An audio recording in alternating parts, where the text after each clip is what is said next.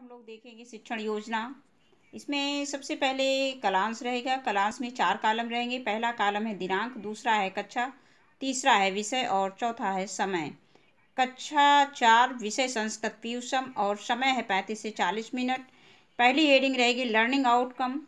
बच्चे स्वच्छता के विषय में जानते हैं और संस्कृत अनुच्छेद का सुलेख लिख लेते हैं, मतलब संस्कृत में अनुच्छेद का सुलेख लिख लेते हैं। इसके बाद दूसरी हेडिंग है प्रकरण। ये स्वच्छता, ये पाठ का नाम है जो पाठ हमें क्लास में पढ़ाना है। और तीसरी हेडिंग है सीखने सिखाने की सामग्री। इसमें हमने पाठ्य पुस्तक संस्कृत पीयूषम लिया है और दीक्षा ऐप का प्रयोग करेंगे। इसके बाद दीक्षा ऐप में जो उपलब्ध सामग्री है उसको बच्चों के साथ शेयर करेंगे। इसके बाद है सीखने सिखाने की प्रक्रिया गतिविधियाँ। इसमें भी 4 कॉलम रहेंगे। पहला कॉलम है क्रम संख्या, दूसरा है चरण, तीसरा है समय और चौथा है आकलन के तरीके। इसमें पहली हेडिंग रहेगी चरण की शिक्षण की शुरुआत में। इसके लिए समय निर्धारित है 5 मिनट और सहभागिता व प्रतिक्रिया के द्वारा बच्चों का आकलन करेंगे। शिक्षक बच्चों से उनके व्यक्तिगत स्वच्छता के विषय में बात करते हैं। इसमें जैसे हमने कुछ प्रश्न बच्चों के, मतलब प्रश्नों के माध्यम से हम बच्चों से बात करेंगे। जैसे हम उनके पहले व्यक्तिगत स्वच्छता के विषय में बच्चों से बात करेंगे, तो इसमें हमने कुछ प्रश्न बच्चों से पूछे हैं। जैसे पहला प्रश्न है कि तुम अपने दांत कैसे साफ करते हो? तुम अपने शरीर की सफाई रखने के लिए क्या करते हो? तुम अपने घर को साफ रखने के लिए क्या करते हो? और तुम अपने विद्यालय को स्वच्छ रखने के लिए क्या करते हो? इसमें हम और भी प्रश्न अपनी तरफ से शामिल कर सकते हैं अपनी सुविधा के अनुसार। इसके बाद अगला प्रश्न, अगली हेडिंग है शिक्षण के मध्य में।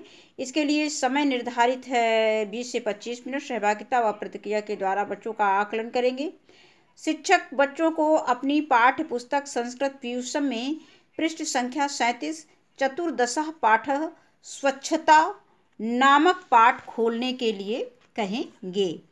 अब इसमें शिक्षक बच्चों को पाठ में बने चित्रों का अवलोकन करवाते हुए विषय वस्तु के संबंध में चर्चा करेंगे। इसके बाद शिक्षक पाठ का आदर्श वाचन करेंगे। स्पष्ट उच्चारण के साथ बच्चे, मतलब शिक्षक जो है पाठ का वाचन करेंगे।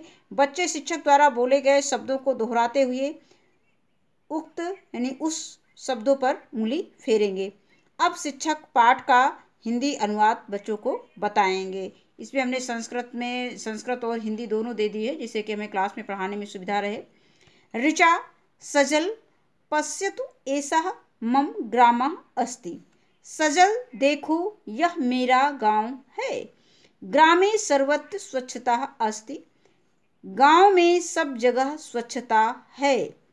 सजल आम ऋचे अत्र तु गृहे गृहे शौचालयः अस्ति। हाँ ऋचा, यहाँ तो घर घर में शौचालय है। ऋचा आम्र यानी आम मीन होता हाँ। आम ग्रामस्य प्रत्येकम जनः स्वच्छताये प्रयत्नं करोति। हाँ, गांव का प्रत्येक व्यक्ति स्वच्छता के लिए प्रयत्न करता है। कोपि शौचार्थ वही न गच्छति। कोई भी शौच के लिए बाहर नहीं जाता है। सजल शोभनम ऋचे यानी अच्छा ऋचा, शोभनम मीन अच्छा, अच्छा ऋचा पश्यन्तु कियत् सुंदरम उद्यानम अस्ति। देखो कितना सुंदर उद्यान यानी बगीचा है। इसके आगे देखते हैं।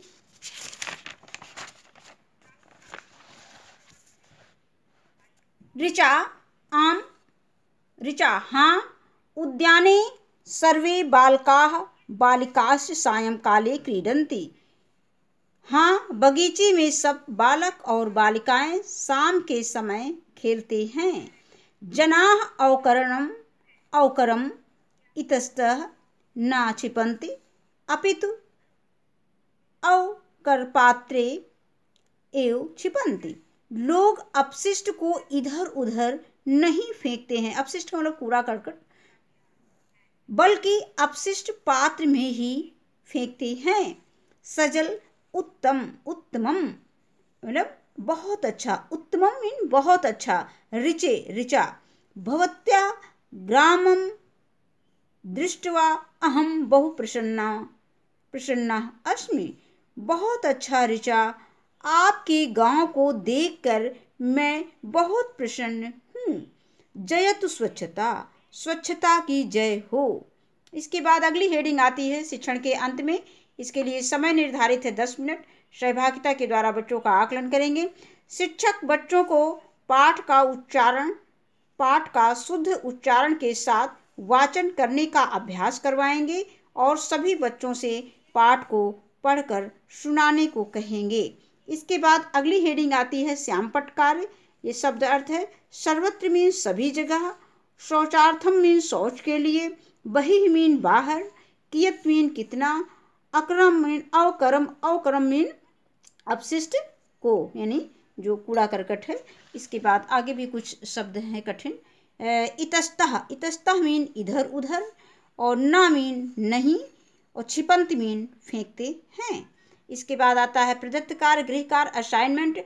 शिक्षक, इसके लिए समय निर्धारित है 5 मिनट। शिक्षक बच्चों को घर से कठिन शब्दों के अर्थ याद करके आने को कहेंगे तथा एक पेज सुलेख अपनी कॉपी में अच्छी लिखावट में लिख कर लाने को कहेंगे, यानी राइटिंग उनकी अच्छी होनी चाहिए, ये ध्यान देंगे।